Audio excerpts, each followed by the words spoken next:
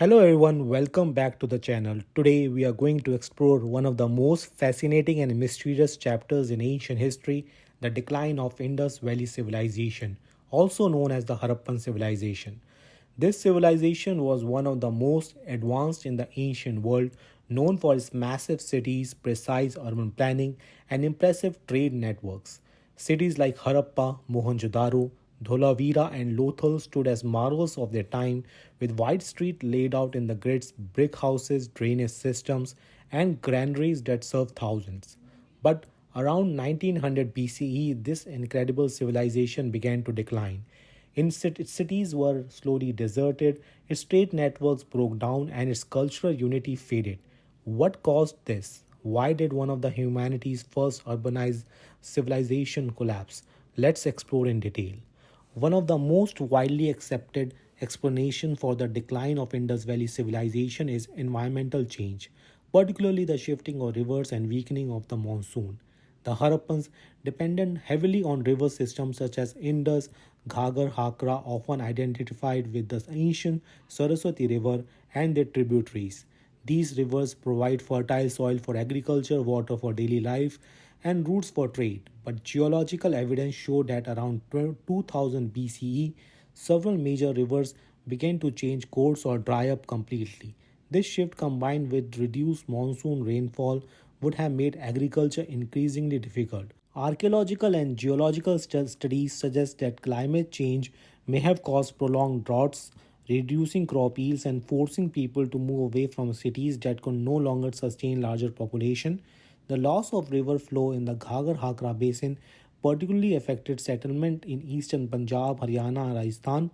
As water becomes scarce, urban cities dependent on irrigation and surplus production could no longer thrive. Fields dried up, food shortage grew, and people began to disperse to smaller, more rural settlements near remaining water resources. The Harappan cities were famous for their urban planning, straight streets, standardized brick sizes, public wells, drainage system, and large buildings that probably served administrative or storage purposes. Such planning requires strong civic organization and coordination. However, by the late Harappan period, these features began to deteriorate.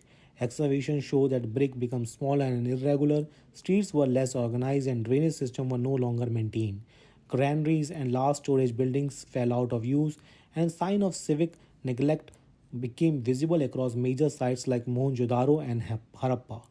This urban decay hints at a breakdown in centralized control or governance. Without strong leadership or administration to maintain public works and regulate trade, cities gradually lost their efficiency. The uniformity that once linked distant Harappan cities, like in weights, measures, seals, and architecture, started to fade.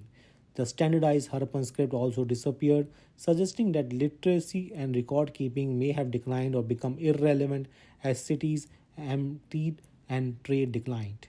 The economy of the Indus Valley civilization was closely tied to craft production and long distance trade. Harappan merchants traded beads, metals, ceramics, and textiles with regions as far as Mesopotamia, Oman, and Central Asia. Ports like Lothal on the Gujarat coast connected to Harappans to the Arabian Sea trade routes. But as environmental and social stress increased, these networks started to collapse. The drying rivers made transport difficult, and agriculture decline meant that there was less surplus to exchange. Evidence from Mesopotamia records show that 1900 BCE trade with Meluha region, believed to be the Indus area, began to decline. Workshops in cities like Chanu Daru, once centers of bead making and craft production, were abundant. The fall of trade meant that the flow of metals like copper and tin, essentially for making bronze, was disrupted, reducing technological productivity. The economic downturn likely accelerated the migration of people away from urban centers toward rural, self sufficient communities. As cities declined, the social fabric of Harappan society began to change. The evidence suggests that once largely egalitarian and organized urban culture became fragmented, the decline in trade and crafts would have affected specialized artisans and merchants the most, forcing them to find new livelihoods. Over time, population centers shifted eastward toward regions like Ganga Yamuna plains, where small rural settlements emerged. These late Harappan settlements show continuity in pottery and lifestyle but lack the grandeur and planning of the mature Harappan cities. Culturally, this period marks a transition. While certain traditions like pottery style, terracotta figurines, and bead making continued, the script and seals, symbols of organized administration, vanished. Burial customs also changed. New patterns of grave goods and orientation suggest evolving beliefs and social identities. Instead of a dramatic collapse, the Harappan civilization appears to have undergone a gradual transformation, a shift from a centralized urban civilization to a dispersed rural society. For a long time, some early scholars like the idea of Aryan invasion as a cause of Harappan decline. They believe that migrating Indo-Aryan tribe might have attacked or displaced Harappan population. However, there is no archaeological evidence to support large-scale warfare or destruction. The so-called massacre sites found in early excavations were later reinterpreted as normal burial or flood-related contexts. Modern historians and archaeologists now largely reject the invasion theory as the main cause.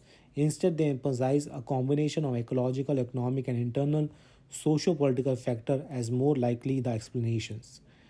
What makes the story of the Harappan decline so more fascinating is that it wasn't a dramatic collapse, it was a slow adopted transformation. The people didn't vanish, they adjusted to a new realities. The descendants of Harappans likely merged with other regional cultures, influencing later civilization in the Indian subcontinent. The techniques of craft making, pottery, bead work, and even aspect of religious symbolism continued for centuries after the cities themselves disappeared. The fall of the Indus Valley Civilization is a reminder of how closely human societies are tied to the environment. When climate, water sources, or trade system change, even the most advanced societies must adopt or face decline. It also showed that resilience is key. Though urban life ended, the Harappan people legacy lived on through the evolution of later Indian cultures. In conclusion, the decline of Indus Valley civilization was not only the result of a single catastrophe, but a combination of environmental degradation, climate change, economic disruption, and social transformation.